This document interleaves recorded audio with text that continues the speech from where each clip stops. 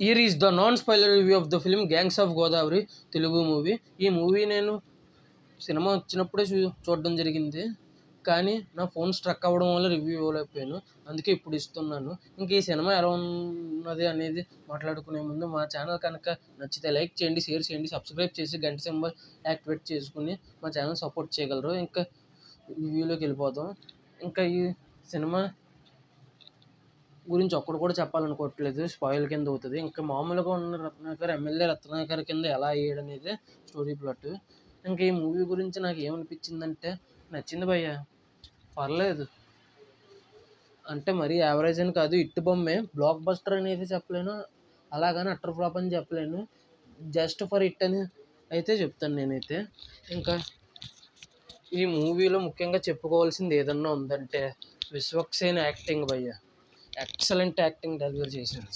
సినిమాకి acting levels పెరుగుతూనే ఉంది. లవర్ బాయ్ కింద,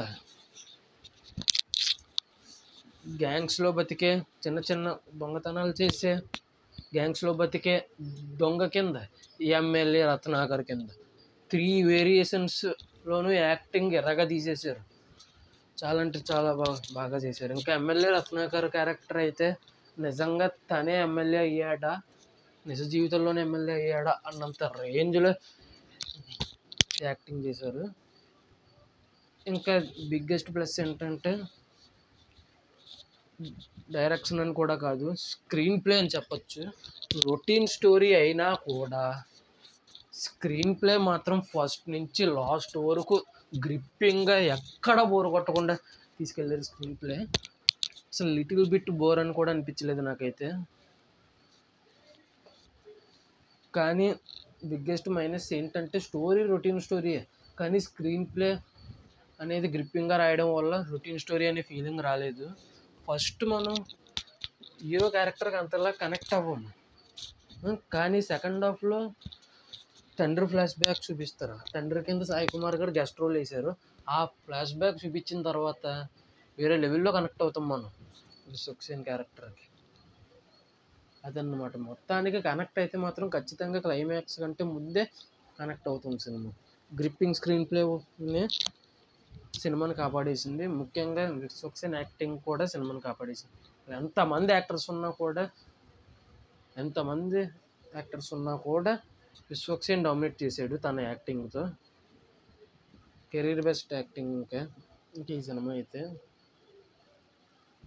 ఇంకా ఈ మూవీలో సాంగ్స్ విషయానికి వస్తే మాత్రం 2 సాంగ్స్ ఉన్నాయి. ఆ 2 సాంగ్స్ పర్లేదు.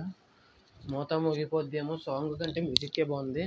ఇంకా అద్దాల ఓనీల సాంగ్ అయితే మాత్రం, చుట్టంలో చూసి పోకల సాంగ్ ఉంది కదండి, ఆ సాంగ్ అయితే మాత్రం చాలా బాగుంది.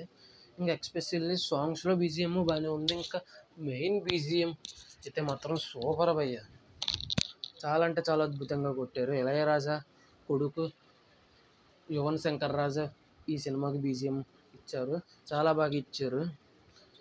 హీరో కొన్ని సీన్స్ స్లోగా ఉన్నా కూడా ఆ సినిమాని ఒక రేంజ్కి లేపిందని చెప్పచ్చు యువన్ శంకర్ రాజా మ్యూజిక్ అయితే. అదండి. బిగ్గెస్ట్ మైనస్ వచ్చేసి రొటీన్ స్టోరీ, అది ప్లస్ విలన్ సీట్స్లో ఉంటుంది హీరో క్యారెక్టర్, అది కూడా కొద్దిగా నెగిటివ్ అవ్వచ్చు, కానీ అది పెద్ద నెగిటివ్ కాదనుకుంటున్నాను. ఎందుకంటే పుష్పలో కూడా విలనిజమే చూపిస్తాడు అల్లు అర్జున్. కంపేర్ చేయట్లేదండి, విలనిజంని హైలైట్ చేసి చూపించారు ఆ సినిమాలో పుష్పలో అని నేను అంటున్నాను.